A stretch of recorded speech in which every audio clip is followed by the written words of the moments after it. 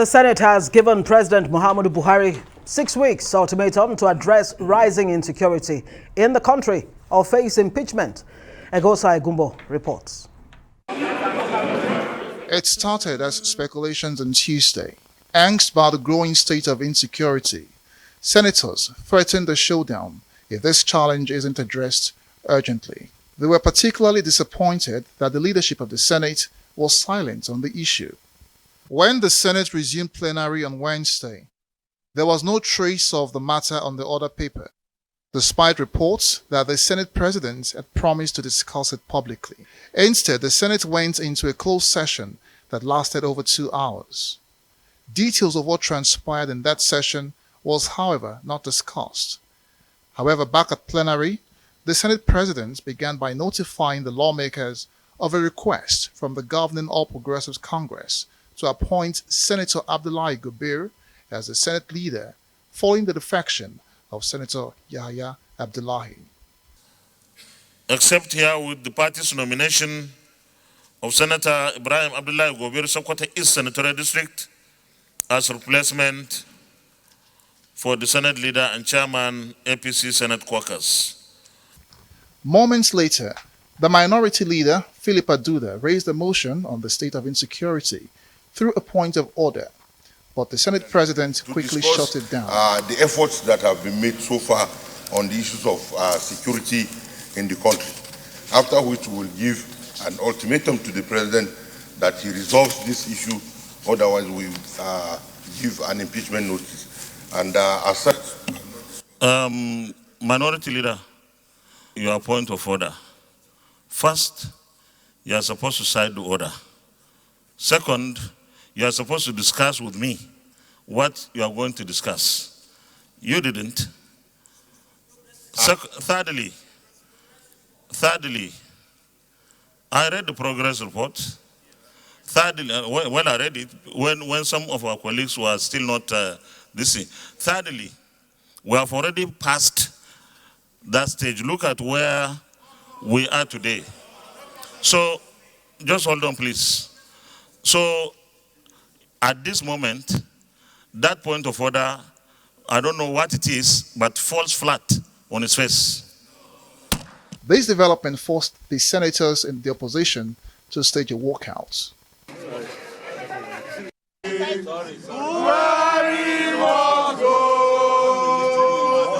The Senate had at various levels, at various times, convened various security meetings, various security issues were discussed, and we did recommend to government various steps and measures aimed at curbing these issues of insecurity.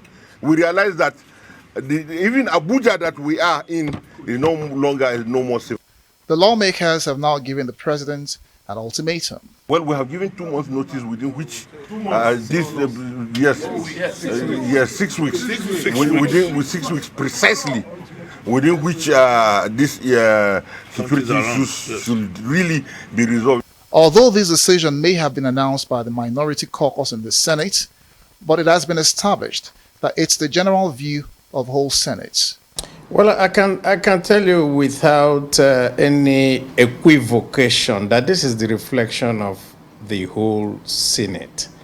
We had a closed session, and opinions were canvassed, and positions were, enunciated to the fact that we can no longer continue business as usual. It may look like a tall order, but whether government will be able to rise to the occasion, no one can tell for now. But Nigerians will only have to stay alert until this issue is addressed. Egosa Egumbo, Arise News. Thanks very much, Egosa. Now I have in the studio with me a lawyer and human rights activist holding the rank of Senior Advocate of Nigeria. He's known for his work as a constitutional lawyer, Mike Ozekhome. Thank you so much for joining us on the Arise interview. Thank you very much. And welcome, Nigerians, even in these dark days. Yes, indeed. And I'd like to get your thoughts first of January, about the goings-on the security front and the issues that have led the Senate to say, look, Mr. President, you have only 6 weeks to deal with this security challenges decisively. Otherwise, you stand, the risk of facing an impeachment process. When I saw senators speaking yesterday, I said, oh, for once, they decided to wake up from their deep slumber. There is no one so difficult to wake up as someone who is pretending to be asleep. And pretending is the underlying word. Yeah, pretending to be asleep. To me, this ninth Senate, with all respect, with all due respect, is probably the worst Senate that we have ever had since the time of Dr. Nnamdi Azikiwe, the first Senate president, and then Dr. Nwafo Urizu, who was Senate president before the Major Kaduna Nzogu-Chukwu-led military coup d'etat of January 15, 1966.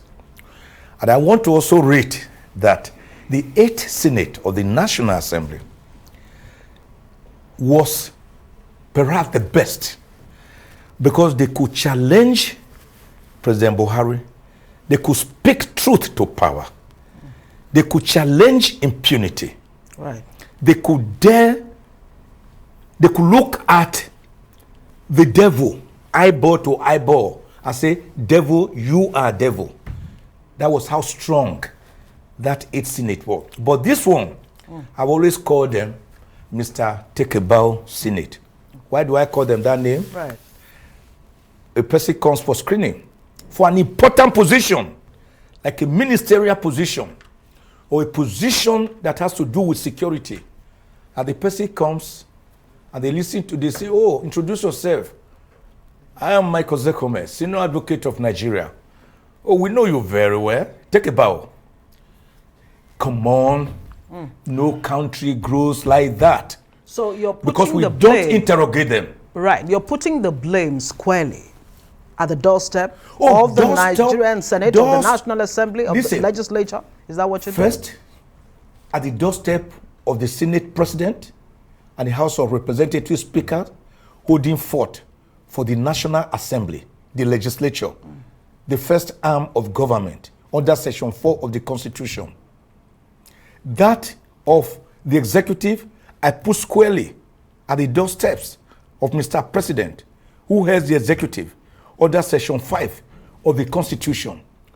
You must know that there is what you call the doctrine of separation of powers, which was ably propounded in 1748 by Baron de Montesquieu, a great French philosopher, that each of these 3 arms of government must be separate and independent of the other, but to have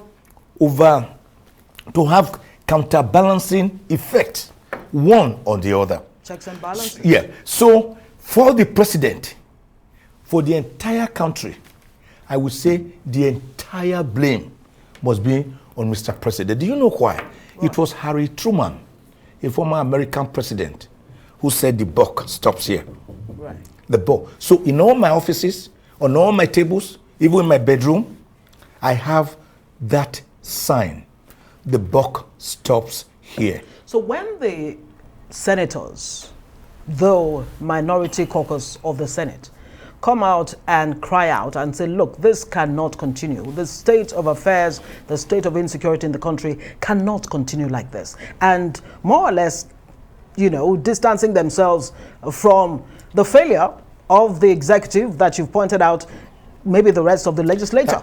The president of the Senate, Ahmed Lawan, did not allow them to even put their case forward. Yeah, because he's the one who has been stratifying the entire process. That was why I said I didn't know for once they could wake up.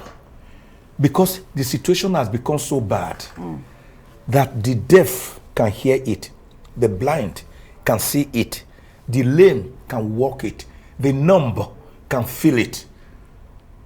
We have a proverb. Okwi also mu yiyo who has a quick your toe also gezoa who will make your be. What does it mean? What does it mean? The sky was threatening to rain. He says, If you were deaf, that you did not hear the sign that I'm rumbling, were you also blind? Didn't you see the flashes of lightning that heralded me in? We have gotten to a state where the pretensions are all over, and nobody can pretend anymore. So this impeachment threat, Now, is it too little, too late? Well, I will say, how far can the lawmakers go in this impeachment process if it comes to that? If in the next 6 weeks, President Buhari is not able to fix the security situation? I do not see them carrying it out. I do not see them carrying it out. You see, because at the end of the day, impeachment, though provided for in Section 143 of the Constitution, has many stages. Right. It could take up to 2 to 3 to 4 to 6 months. And with us getting closer to the election, I do not see this Senate, 109 senators, mustering two-thirds majority members to impeach Mr. President. So I wasn't surprised when additional, he mocked them. He said those speaking were minority of the minorities.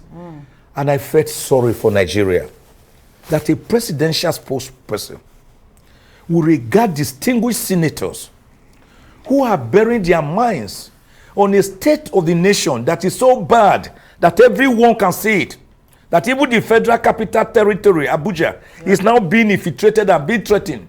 He would describe worried senators as voices of minority amongst minority, and that they cannot carry it through. Oh, he knows what he was saying. What was he saying? What he was saying is because the senators, I don't think, possess enough strong balls to do what is needful. Is it the courage that's lacking? By impeaching Mr. President, as urgent as yesterday. It is coming too late. In fact, it is coming too late. They should have done this more than 1 year ago. Hello? When Mr. President was campaigning on the ticket of APC, do you know what won many Nigerians to him? What got them to endear themselves to him? He said, listen, as a retired former military commander and former head of state, I will crush Boko Haram, and I will crush insecurity, and I will lead from the front. That resonated with Nigerians. Because at that time, insecurity was already coming, but not on a grand scale. Yes, we have the Chibok kidnap, who by then was something from another planet. But today, hearing about kidnapping is like a child's play, because it happens like buying akara from an akara ball seller. You think we're numbed to it? And how more complicated does it make the whole thing? When you wake up in the morning, you hear about, Mike Ozekhome being kidnapped. I mean, you have been, unfortunately, in the, I was kidnapped, and for 21 days. Den. Yes, for 21 days, I was in kidnappers' den. It was fear of death and fear of fear. It was death by installments. It was most horrific, most horrendous. When I came out, I was kidnapped on the 23rd of August, 2013.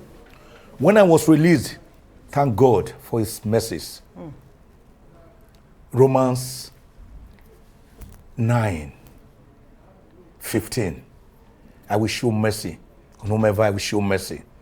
And I will show compassion on whomever I will show compassion. It's not he that willeth or he that runneth, but it's God that showeth mercy. Thank God I came out on the 12th of September 2013. And I made a 7-point demand on the government. One of them was declare a state of emergency on insecurity. Declare a state of emergency on youth unemployment. Declare a state of emergency on infrastructural development.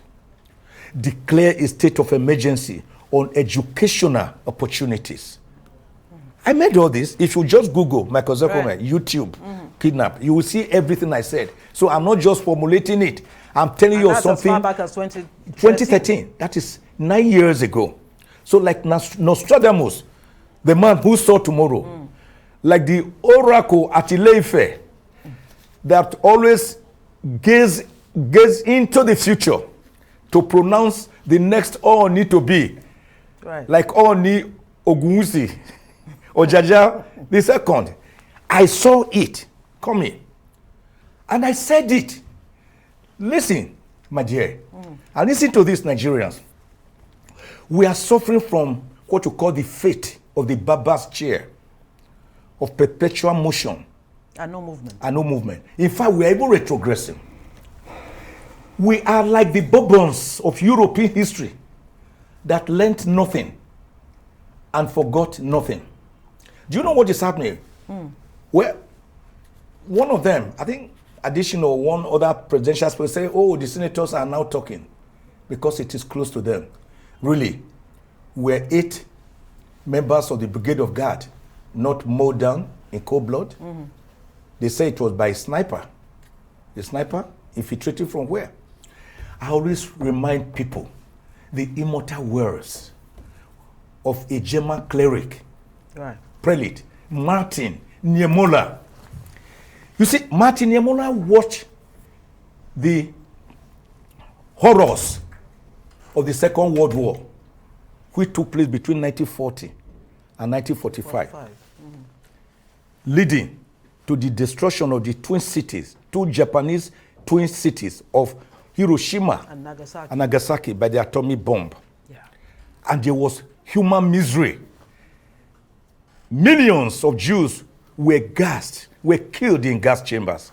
He made the following immortal statement. He said, first, they came for the Jews. I did not speak because I was not a Jew. Then they came for the socialists.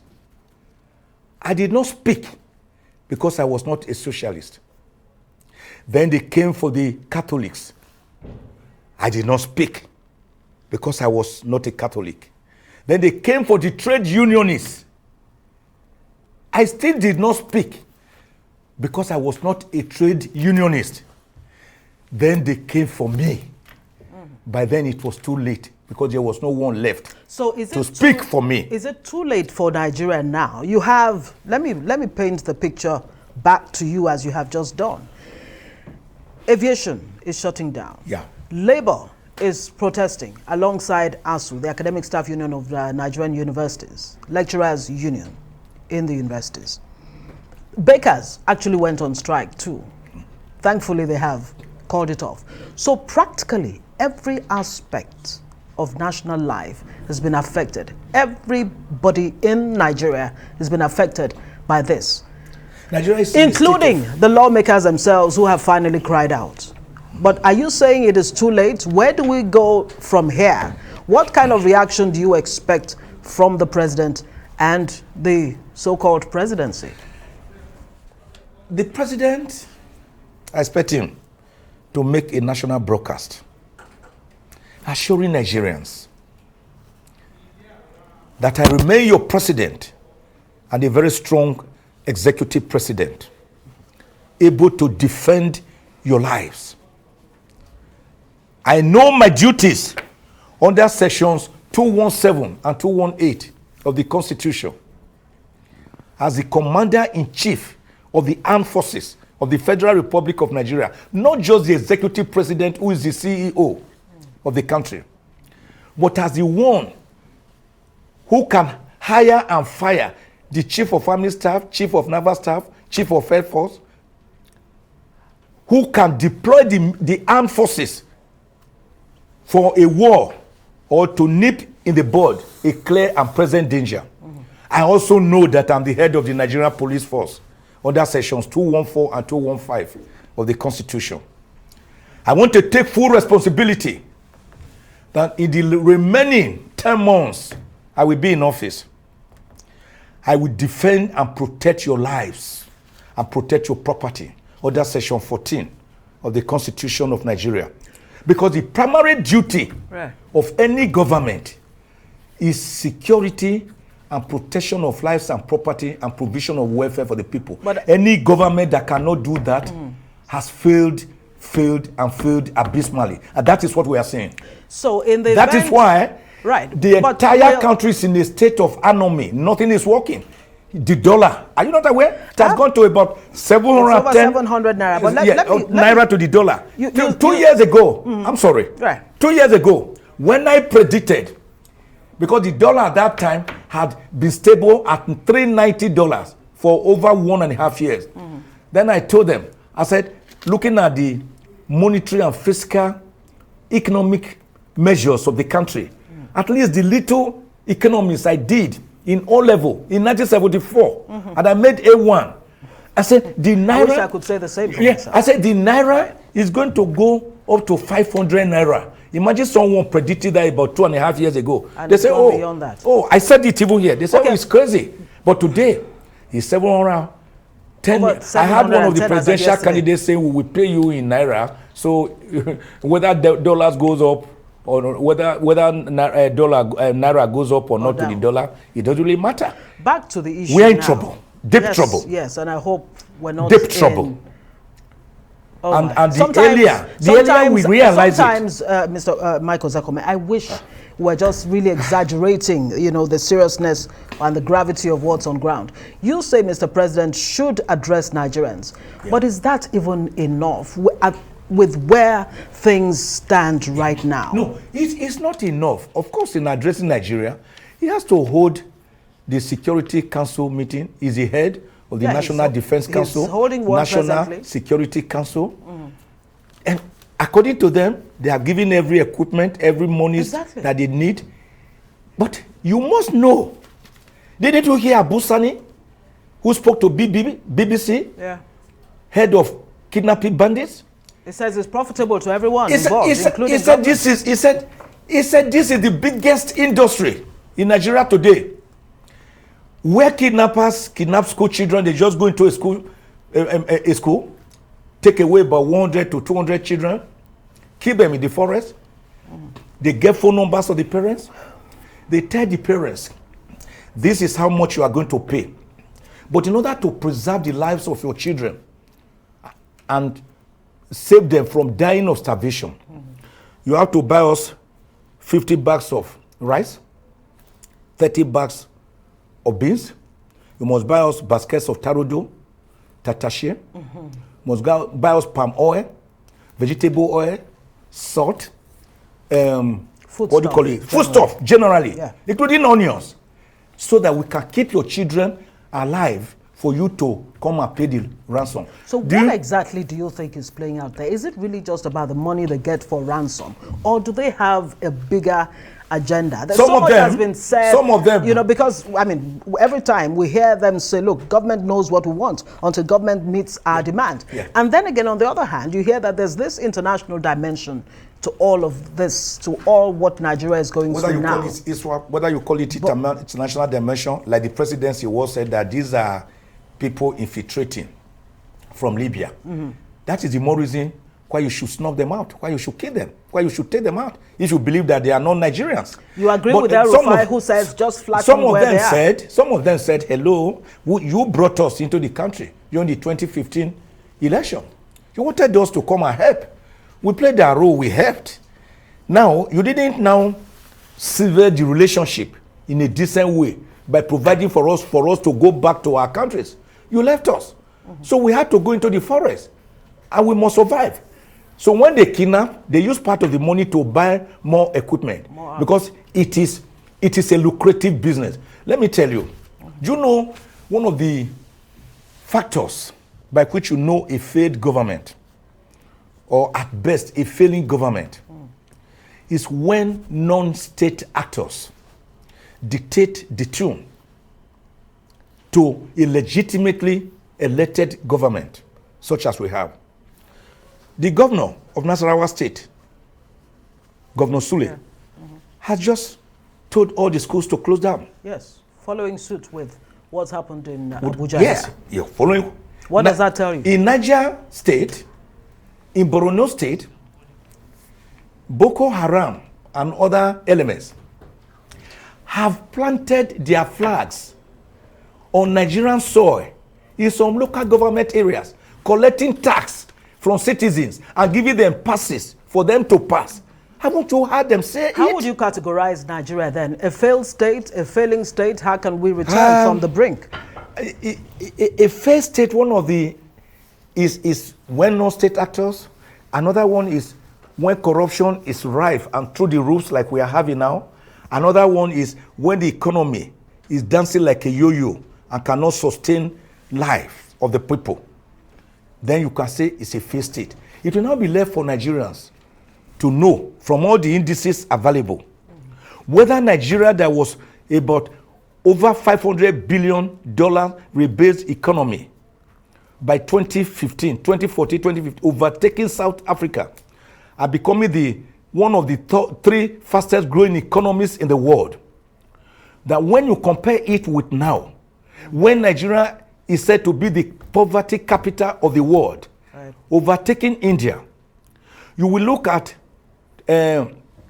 transparency, anti-corruption perception index, declaring Nigeria as number 148 out of 180 most corrupt nations in the world, and the second most corrupt nation in West Africa.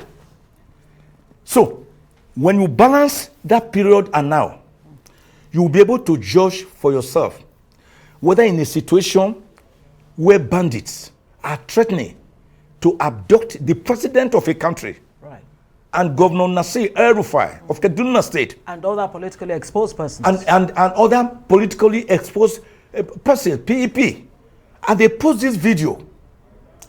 Are you saying under the present modern technological world, when you can even use your phone to know where these people, are you saying people in government don't know where these people are operating from? Have you not seen videos of helicopters coming down to carry money that are be paid as ransom, and the helicopter flying away in a country? So you suspect complicity? We'll come back and hopefully we can chart a way forward in the course of this discussion. You're watching the Arise interview. Let's go for a short break. When we return, the conversation continues. To stay with us.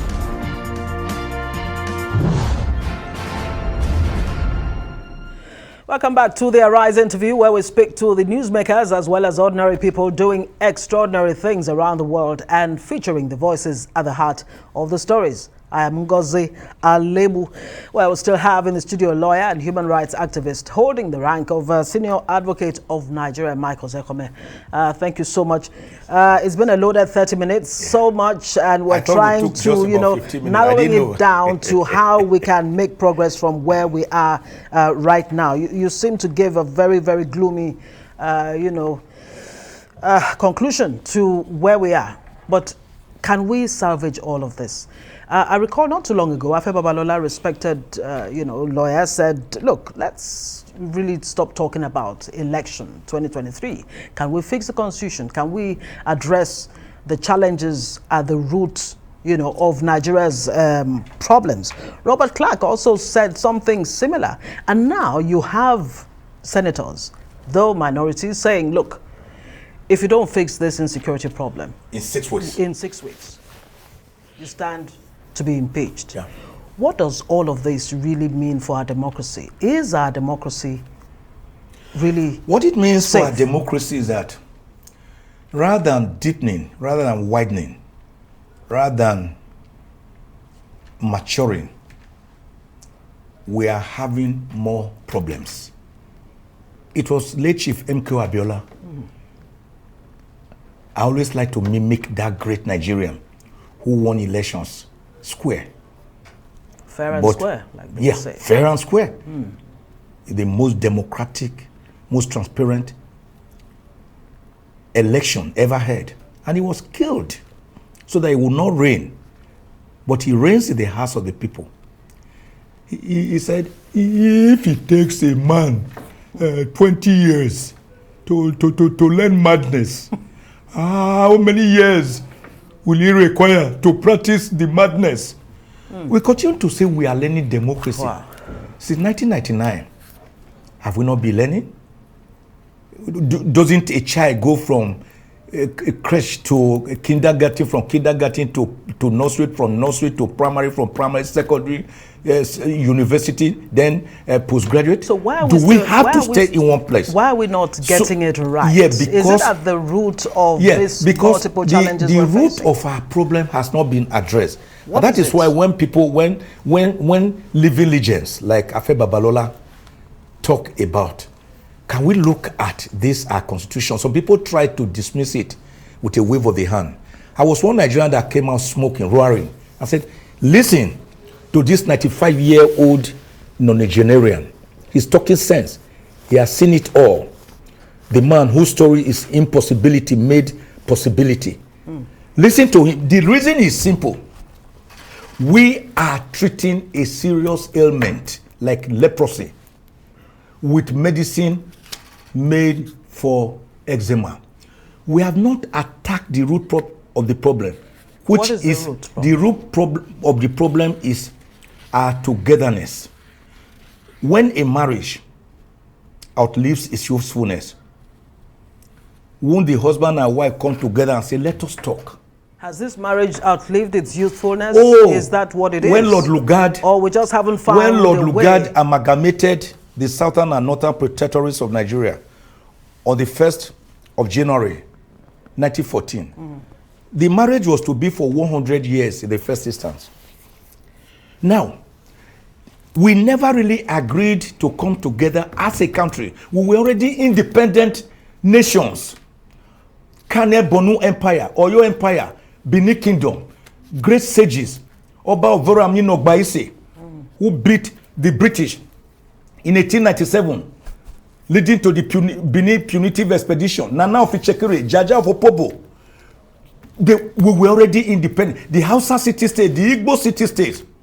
But when they came and cobbled us together, unlike America, that in 1776, as Confederates decided to go to Philadelphia in Pennsylvania to have a more perfect union and surrender their rights voluntarily. We never surrendered our own. Can we come to that point? Yeah. So we are saying, let us negotiate our nationhood so that we can believe in a country called Nigeria.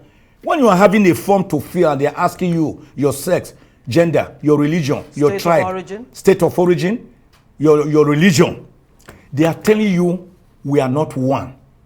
Let us renegotiate and get a brand new constitution that enjoys the legitimacy, acceptability, and autonomy of the people, an autonomous, homegrown constitution derived from the people's will, not a militarily imposed document, which is the present 1999 constitution that had already been amended 4 times, which is actually decree, a schedule attached to decree number 24 of 1999, which was while the 1999 elections actually held, even without a constitution. We are saying we can do this. It's not impossible. It was done in Morocco, Algeria, Tunisia, South Africa, Iran, Iraq. But the question is, when can we do it? I mean, this government has only eight months to go. Yes, it requires, if Nigeria, I pray, if Nigeria is able to weather the storm of the present challenges, I will get a new government on the 29th of May, 2023. The first thing that government must do, even if it is a one-point agenda, is to restructure Nigeria through having a people's constitution after subjecting it to a referendum and plebiscite of the people. Even if that is the only thing that government achieved. Do you know why? It is like that. But that government would have come to power on riding on this present faulty constitution. That is what I'm saying. You see, 21 million amendments of the present constitution can never solve it under Section 9. If a new government, that's why I say if we're able to weather through, a new government comes and is able to restructure Nigeria through a brand new constitution that is autonomous and deriving from the people, then it would have done what the Bible tells us. Seek ye first the kingdom of God and its righteousness, and every other thing shall be added unto you. Where and when Nigeria is restructured into a proper fiscal federalism and not the unitary system of government we are currently operating, every other thing will fall into place. Which place today, which state is competing with another state in terms of revenue generation? None. None. They all go under section 162 of the Constitution to Abuja at the end of every month through their commissioners for finance to go and take from the federation account. Nobody cares how the national cake is baked, but everybody wants to share from the national cake. And that is why we are where we are. We are not developing. We are still monoproduct. Like late Cloud Ake put it. He said, Nigeria is operating a disarticulate economy. A disarticulate economy is defined as an economy where you consume what you do not produce and produce what you do not consume. But this president said, we produce oil, we produce oil, we don't consume it. We have to sell the oil to people and then import the refined product at exorbitant rates. So we have no exports. We just have imports. And an import-dependent country that uses up to 85% of its budget on expenditure, what you call recurrent expenditure, instead of on capital projects, can never develop. That is why Nigerians' growth at best is stunted. I'm hoping you can leave us on an optimistic note. Optimistic note is this: Nigerians, go to the polls from February next year. Vote that person that you feel can change the present travails of Nigeria and turn them into prosperity, melancholy into hope, hopelessness, helplessness into hope for the future, for our children, for generations yet unborn.